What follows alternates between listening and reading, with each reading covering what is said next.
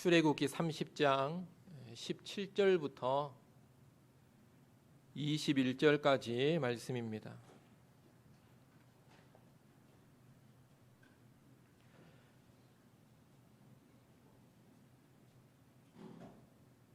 출애굽기 30장 17절부터 21절까지 돌아가면서 한 절씩 읽겠습니다.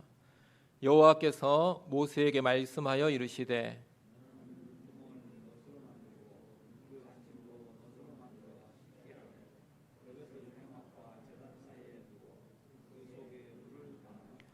아론과 그의 아들들이 그 두멍에서 수족을 씻되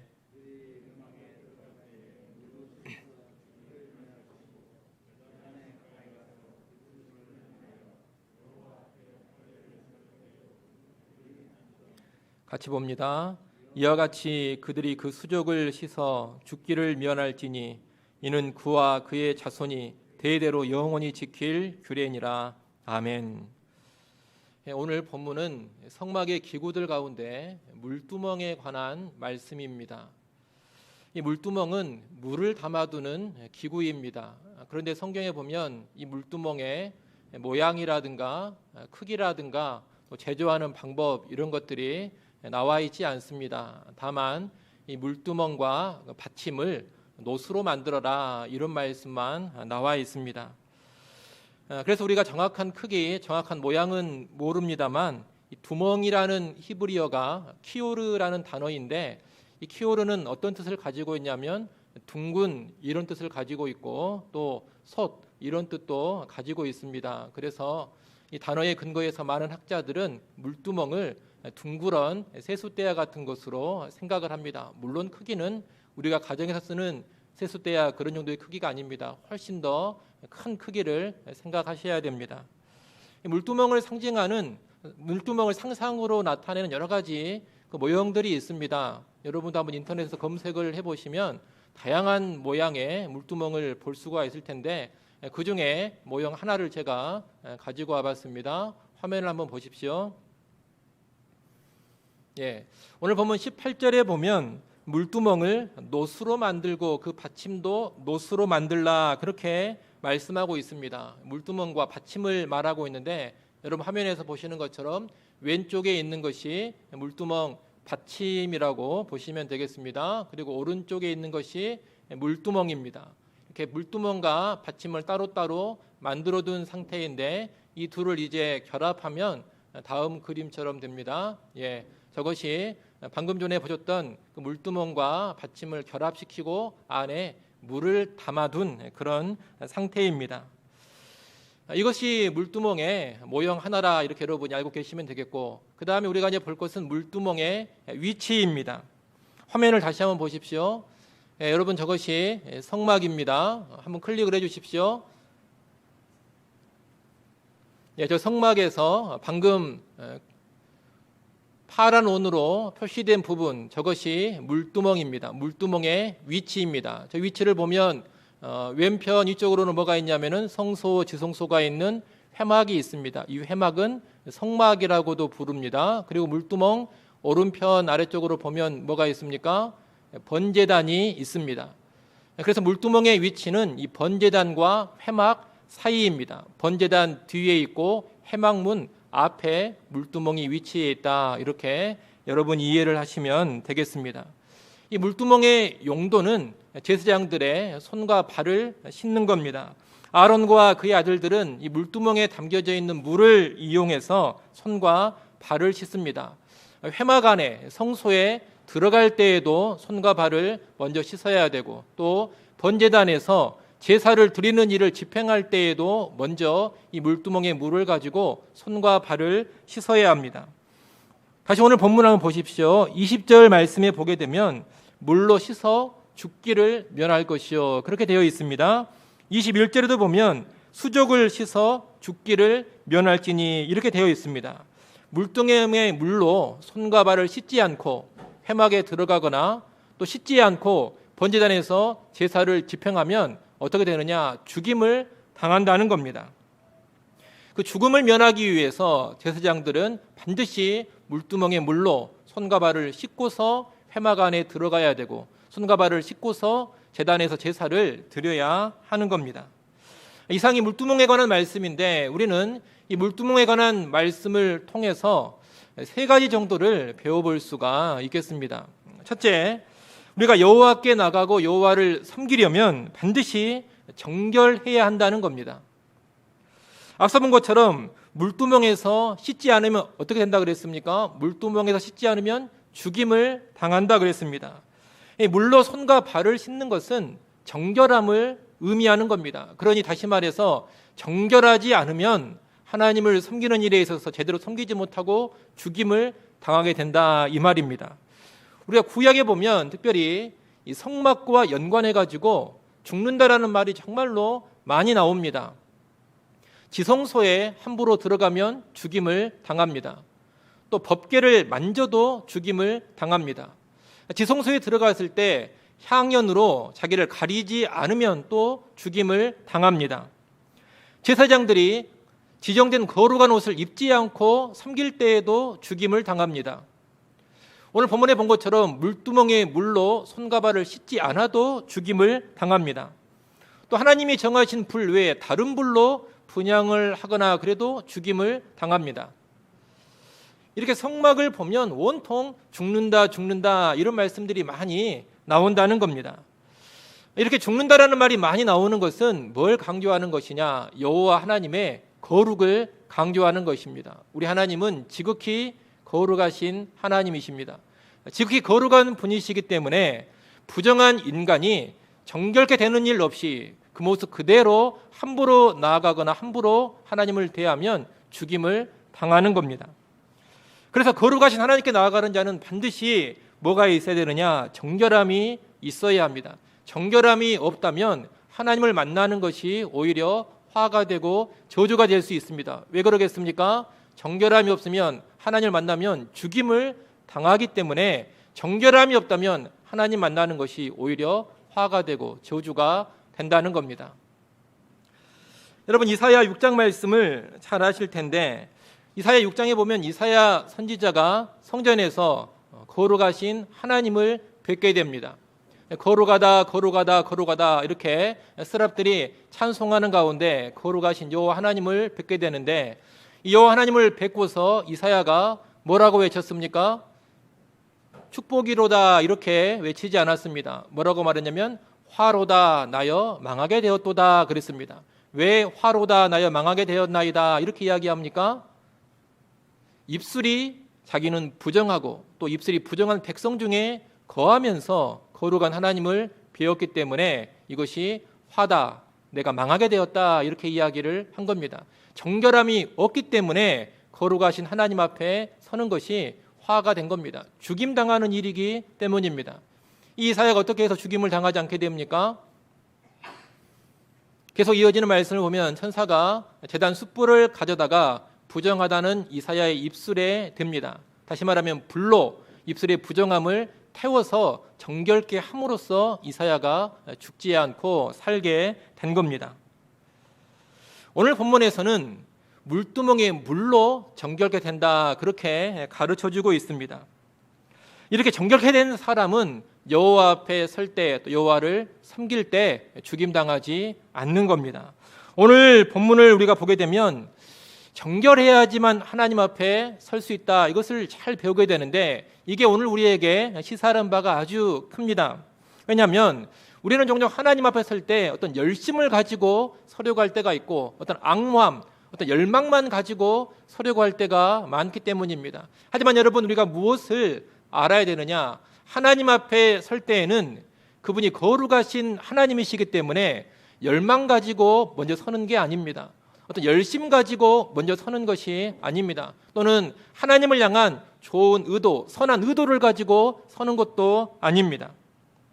아무리 뜨거운 열심이 있고 아무리 대단한 갈망이 있고 아무리 하나님을 향한 좋은 의도가 있다 하더라도 뭐가 없으면 정결함이 없으면 그 사람은 하나님 앞에 설 때 죽임을 당하게 됩니다. 그래서 우리 신자의 삶에 있어서 하나님 앞에 서고 또는 하나님을 예배할 때 가장 중요한 게 뭐냐? 정결함입니다. 열심보다 더 중요한 것이 정결함, 열망보다 더 중요한 것이 정결함. 그리고 우리 어떤 헌신이라든가 희생하려는 마음보다 더 중요한 것이 정결함이라는 겁니다.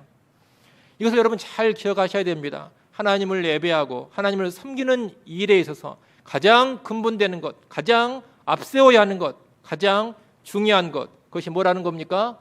정결함이라는 겁니다.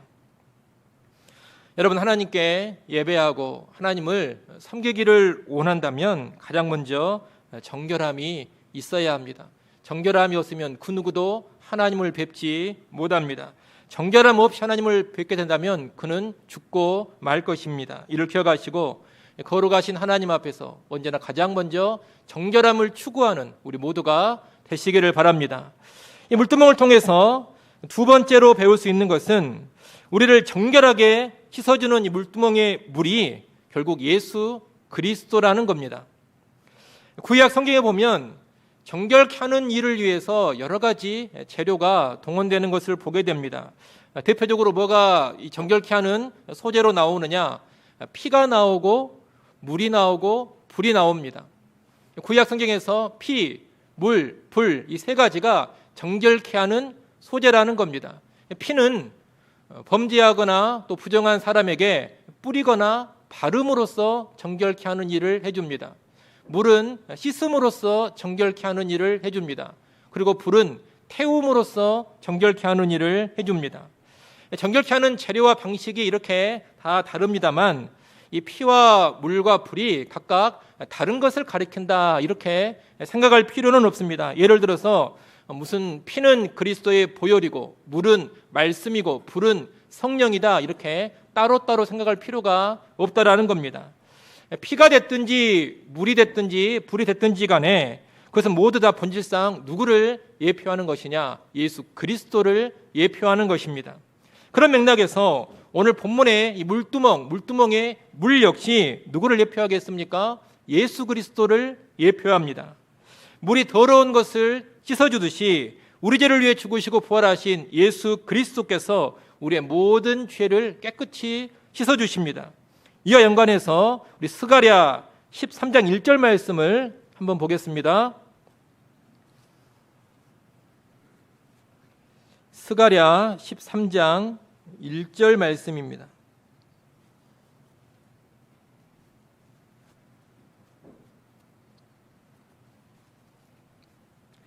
스가랴 13장 1절 말씀 여러분이 한번 읽어보시면 좋겠습니다. 여러분이 한번 읽습니다. 시작.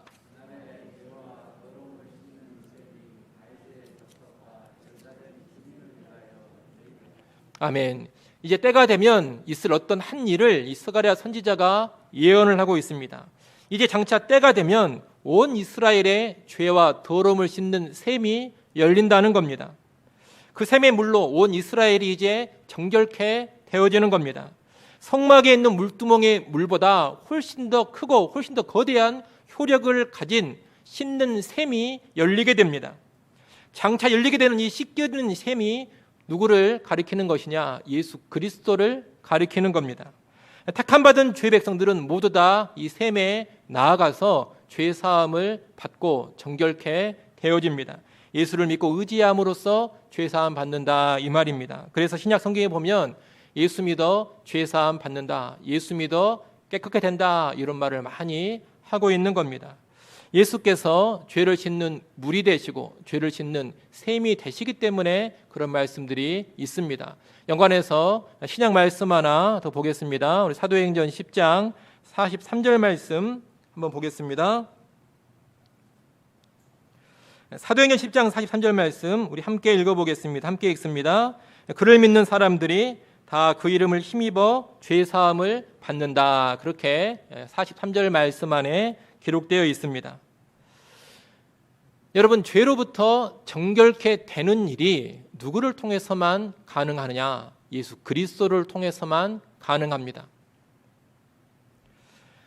여러분 생각해 보십시오. 대체 무엇으로 우리 영혼의 죄, 우리 내면의 죄를 깨끗이 씻어낼 수가 있겠습니까? 몸이 더러우면 물로 씻으면 됩니다. 몸이 더러우면 비누로 닦아내면 됩니다. 하지만 영혼이 더러운 것을 대체 뭘로 씻어낼 수가 있겠습니까? 아무리 착한 일을 많이 한다고 해서 죄가 씻겨지는 게 아닙니다. 무슨 수행을 하고 수련을 한다고 해서 죄가 씻겨지는 것도 아닙니다. 무슨 헌금 많이 한다고 죄가 씻겨지겠습니까? 사회에 좋은 기관에 기부금 많이 낸다고 죄가 씻겨지겠습니까? 교회 봉사를 열심히 한다고 죄가 씻겨지겠습니까? 여러분, 절대 그런 것으로 죄가 씻겨지지 않습니다. 여기 계신 분들이 다 교회를 오래 다니신 분들이고 이미 믿음을 가지고 계신 분들이기 때문에 구체적인 이야기는 따로 안 하겠습니다만, 구체적인 설명은 드리지 않겠습니다만, 정결케 되는 길은 오직 예수 믿는 길밖에 없다라는 것을 우리는 분명히 알아야 됩니다. 그 무엇으로도 씻김받지 못합니다. 예수 믿는 믿음으로만 죄사함 받을 수가 있습니다. 그런 여러분, 무엇보다 먼저 예수를 구주로 믿는 그 믿음을 가지시고 그 믿음을 가지고 있다면 그 믿음을 굳건하게 유지할 수 있기를 소원합니다. 앞서 거룩하신 하나님을 예배하고 섬기려면 무엇보다 무엇이 먼저 있어야 한다 했습니까? 정결함이 있어야 한다 했습니다. 그런데 어떻게 정결케 됩니까? 예수를 믿음으로 정결케 됩니다. 그러니 어떤 결론을 우리가 내릴 수가 있느냐? 하나님께 나아가서 하나님을 예배하고 하나님을 섬기려면 가장 먼저 예수를 믿어야 한다. 이런 결론을 내릴 수가 있습니다. 정결해야지만 하나님을 예배하고 하나님 섬길 수가 있는데 예수를 믿어야 정결케 됩니다. 그런 예수를 믿어야지만 하나님 예배하고 섬길 수 있다 이 말입니다. 다시 말하면 예수를 믿지 않고 예배하는 것, 예수를 믿지 않고 하나님을 섬기는 것은 아무런 의미가 없는 일입니다. 이런 것은 진정한 예배도 될 수 없고 진정한 섬김도 될 수가 없습니다.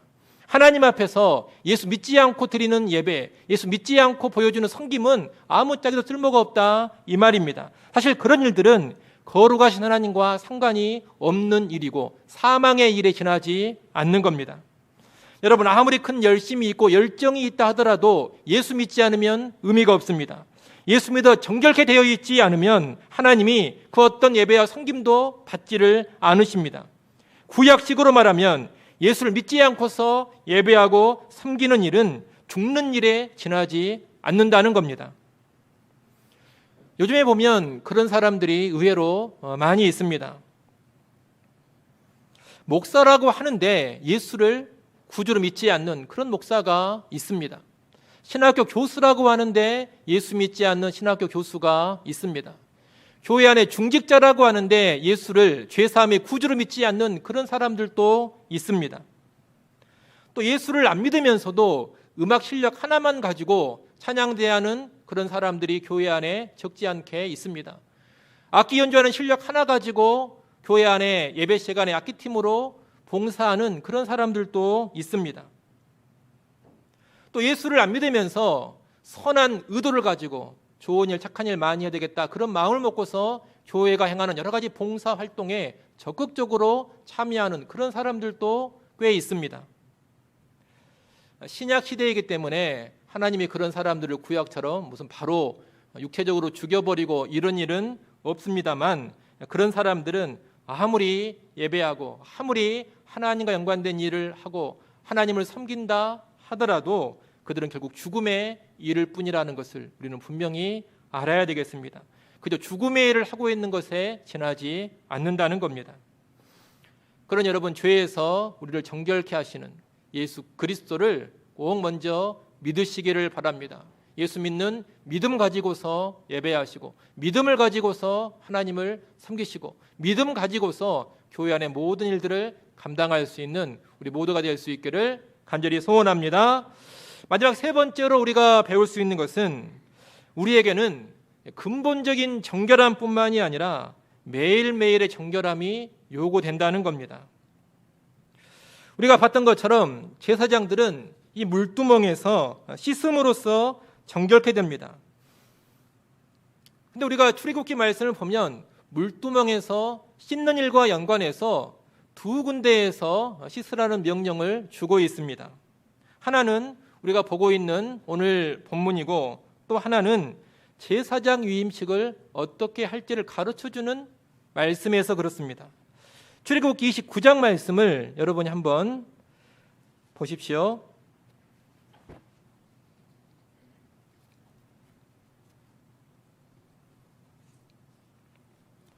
출애굽기 29장 말씀은 제사장 위임식에 관한 말씀입니다. 이제 나중에 성막을 다 만들게 되면 그 성막 앞에서 제사장 위임식을 하게 되는데 이러이러한 식으로 위임식을 하거라라고 미리 알려주시는 것이 출애굽기 29장 말씀이라는 겁니다. 그 29장에서 4절 말씀을 여러분이 한번 보시면 좋겠습니다. 29장 4절 말씀 같이 한번 읽어보겠습니다. 너는 아론과 그의 아들들을 회막 문으로 데려다가 물로 씻기고. 아멘. 제사장 위임식을 할 때 모세가 아론과 그 아들들을 어디로 데려간다고 합니까? 회막 문으로 데려갑니다. 거기서 뭘 합니까? 물로 씻기는 일을 합니다. 여기서 씻기는 것은 온 몸을 씻기는 겁니다. 온 몸을 물로 다 씻기고 나서 5절 보십시오. 그 다음에 의복을 가져다가 아론에게 속옷과 에봇 받침 겉옷과 에봇을 입히고 이렇게 되어 있습니다. 몸을 다 씻고 제사장의 의복을 입히라는 겁니다. 이렇게 회막 문 앞에서 제사장들을 씻기는데 여러분 이때 어떤 물을 쓰겠습니까? 회막 문 앞에 뭐가 있습니까? 물두멍이 있습니다. 성막을 다 만들고 나면 회막 문 앞에 물두멍이 위치해 있게 되는 겁니다. 그러니 뭘로 씻겠습니까? 물두멍에 물로 위임하는 제사장들의 온 몸을 씻는 겁니다. 다시 말하면 아론과 그 아들들은 제사장으로 세워질 때 회막문 앞에서 물두멍에 물로 온 몸을 씻김 받습니다. 이것이 제사장에게 가장 먼저 이루어지는 정결함입니다. 그리고 나서 이제 오늘 본문에 보게 되면 제사장으로 세워진 그들이 제사장의 직무를 감당할 때 매번 뭘 하라고 명령을 받느냐? 물두멍에 물로 뭘 씻으라고 합니까? 이제 온몸을 씻는 게 아닙니다. 손과 발을 씻어라 이렇게 명령을 받고 있습니다. 처음에 제사장으로 세워질 때는 온몸을 그 물로 씻었습니다. 그러나 그 뒤에 제사장의 직무를 감당할 때에는 손과 발만 그 물로 씻는다는 겁니다. 이것은 제사장이 정결케 되어지는 씻음과 연관해서 두 가지 차원을 보여주는 겁니다. 하나는 제사장이 될 때 온몸을 씻어 정결케 되는 것이고, 또 하나는 제사장의 직무를 감당하면서 매번 손과 발을 씻어서 정결케 되는 겁니다. 우리는 이것을 제사장의 신분을 얻게 하는 정결함과 제사장의 직무를 감당케 하는 정결함이다 이렇게 말해볼 수도 있겠습니다. 신약시대의 성도들이 제사장이라는 것을 고려해 본다면 방금 말씀드린 이 두 차원의 정결케 됨은 두 차원의 회개와 연관해 볼 수가 있겠습니다. 그 두 차원의 회개는 근본적인 회개와 반복적인 회개입니다. 근본적인 회개라는 것은 뭘 말하는 것이냐? 예수 안 믿던 사람이 과거에 하나님을 대적하고 하나님을 인정하지 않고 스스로 왕 노릇하고 스스로 주인 노릇하던 그런 근본적인 죄악을 회개하여 예수 믿으며 돌아오는 것이 근본적인 회개입니다. 이 근본적인 회개는 단순히 어떤 윤리 도덕적인 죄를 회개하는 게 아닙니다. 다시 말하면 내가 무슨 거짓말을 했습니다. 도둑질을 했습니다. 간음을 행했습니다. 단순히 이런 죄를 회개하는 것이 아니라 이런 죄도 포함할 수 있겠습니다만 더 중요한 것은 근본적인 죄입니다. 하나님을 떠나 살았던 죄, 하나님을 인정하지 않고 살았던 죄, 하나님이 아닌 스스로가 주인되고 왕되어 살았던 죄, 바로 그런 죄를 회개하는 것이 근본적인 회개입니다. 이 근본적인 회개는 예수를 믿을 때 단 한 번 이루어지는 일입니다. 반복적으로 나타나는 회개가 아니라는 겁니다. 단회적입니다. 이 단회적인 근본적인 회개를 통해서 사람은 거듭납니다. 근본적인 죄사함을 받게 됩니다. 그리고 신분이 진노의 자식에서 하나님의 자녀로 바꾸어집니다. 또한 제사장의 신분도 얻게 됩니다. 그에 비해서 반복적인 회개라는 것은 뭐냐? 근본적 회개를 통해서 구원받은 신자들이 이제 매일매일의 삶 가운데 실생활 가운데 짓고 있는 여러 가지 불순종과 잘못한 죄들을 회개하는 것을 말합니다. 이 반복적인 회개는 말 그대로 계속해서 이루어지고 또 이루어지는 겁니다. 반복적인 회개는 성화를 이루는 것이요, 받은 신분인 의인의 그리고 하나님의 자녀의 합당한 삶을 사는 것이요, 제사장의 직무를 잘 감당하도록 도와주는 것들입니다. 오늘날 만약 여러분이 회개해서 예수님을 구주로 믿었다면 물두멍에 물로 온몸을 씻은 것입니다. 예수 믿어 본질적인 죄사함을 받은 것이다, 이 말입니다. 근본적인 회개를 통한 이 근본적인 정결함으로 인해서 우리가 구원받았고 우리 신분이 다 바꾸어진 겁니다. 하지만 그것만 있으면 안 됩니다. 매번 물두멍에 물로 손발을 씻는 일이 반드시 함께 뒤따라 나타나야 됩니다. 매일매일의 삶 가운데 우리의 더러움과 추함을 회개하면서 정결케 되어지는 그런 일이 있어야 한다는 겁니다. 이 반복적인 회개와 정결함으로 인해서 우리는 신분에 합당한 삶을 잘 살아갈 수가 있는 겁니다. 여러분 잘 아시는 요한복음 13장에 예수님이 발을 씻기실 때 베드로와 대화한 것 기억이 나실 겁니다. 그때 예수님께서 뭘 가르쳐 주셨느냐? 온몸을 씻는 것과 발을 씻는 것을 구별하여 비교하면서 가르쳐 주셨습니다. 베드로가 온몸을 다 씻겨달라고 하니까 예수님 뭐라고 말씀하십니까? 이미 온몸을 씻은 자는 뭐만 씻으면 된다 그럽니까? 발만 씻으면 된다, 그렇게 말씀을 하십니다. 예수님의 그 말씀도 좀 전에 말씀드린 내용과 같은 맥락의 말씀입니다.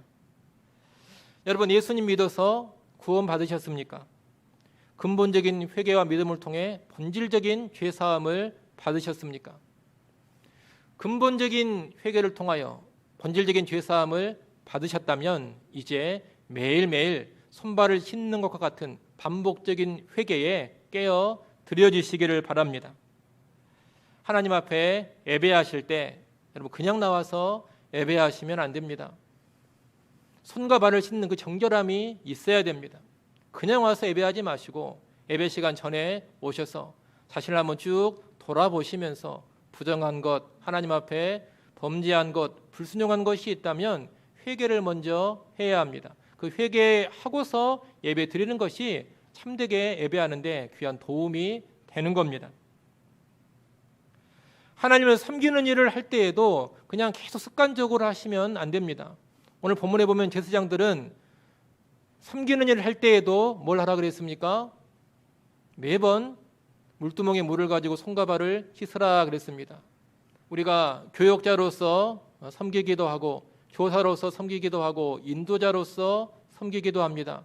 또 전도의 임원이 되어서 섬기기도 합니다. 그 여러 직분과 직책을 가지고서 우리가 섬깁니다. 다양한 봉사자로 섬깁니다.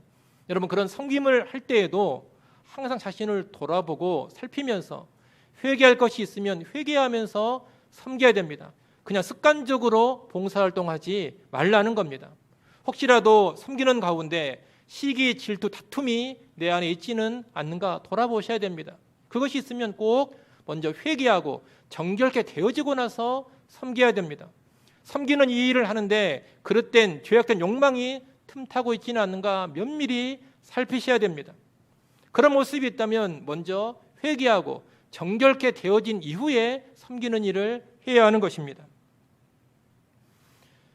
그뿐만이 아니라 교회 밖에서 가정이라든가 직장이라든가 사회생활을 하면서도 우리 모든 삶이 다 제사장의 삶 아닙니까? 그렇기 때문에 그 모든 생활 가운데서도 늘 자신을 돌아보며 회개할 것이 있으면 회개하고 정결케 되어져야 합니다. 가정생활도 그냥 습관적으로 계속 하는 대로 하지 마십시오. 늘 멈추어 서서 내가 부모로서 회개할 것은 없는가? 남편으로서 아내로서 회개할 것은 없는가? 자녀로서 회개할 것은 없는가? 살피면서 회개할 죄가 있으면 회개하고 가정 안에서의 여러 가지 사명들을 감당해야 됩니다. 직장 생활 하실 때에도 혹시 내게 불성실함이 있지는 않는가? 부정직함이 있지는 않는가? 이런 것들을 면밀히 살피면서 회개할 것이 있으면 회개해야 됩니다. 사회생활 할 때에도 늘 살피면서 잘못된 것이 있으면 회개하고 사회생활 해야 합니다. 그런 매번의 회개, 매번의 정결케함이 있어야지만 제사장으로서 온전히 사명 감당하며 살아갈 수가 있는 겁니다. 오늘날 보면 이 신자들의 삶에서 물두멍에 물로 손과 발을 씻는 이 반복적인 회개가 의외로 잘 이루어지지 않고 있는 것을 많이 보게 됩니다. 신앙생활을 그냥 하던 대로 계속 그냥 합니다. 거침없이 하고 멈춰 설 줄을 모릅니다. 돌아보고 회개할 줄을 모릅니다. 예배도 그냥 습관적으로 늘 그냥 드립니다. 봉사활동도 그냥 그대로 봉사합니다. 가정생활도 그냥 하던 대로 쭉 합니다. 직장생활도 하던 대로 습관 따라 계속합니다.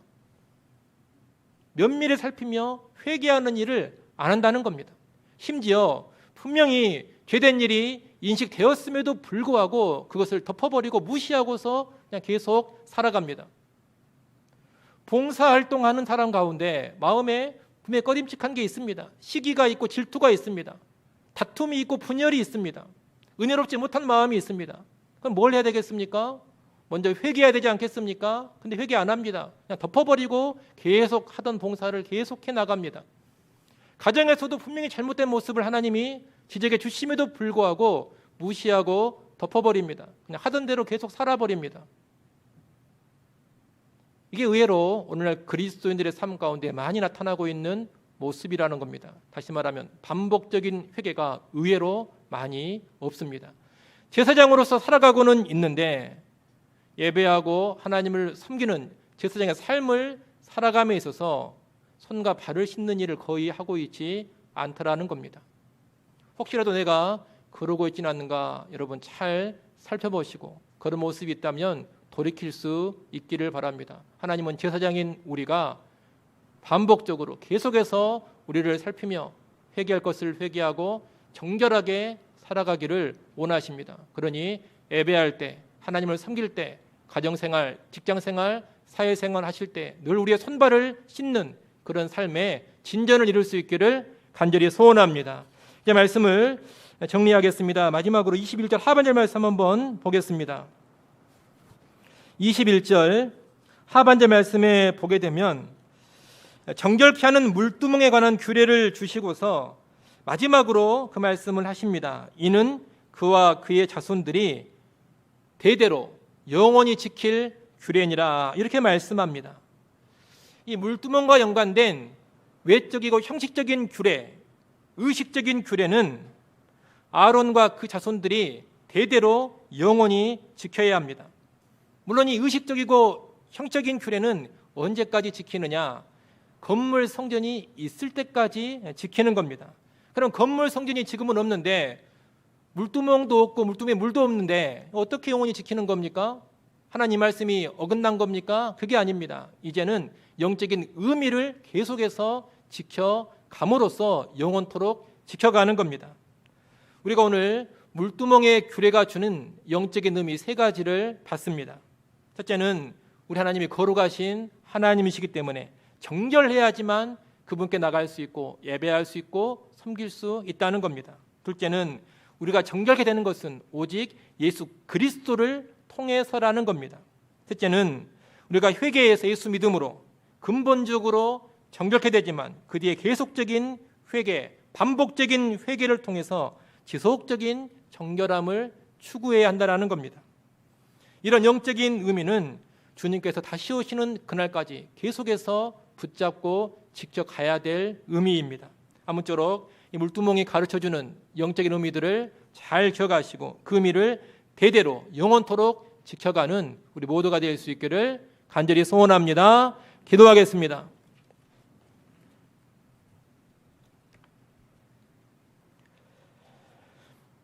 하나님 아버지, 물두멍이 주는 영적인 의미들을 우리가 오늘 살펴봤습니다.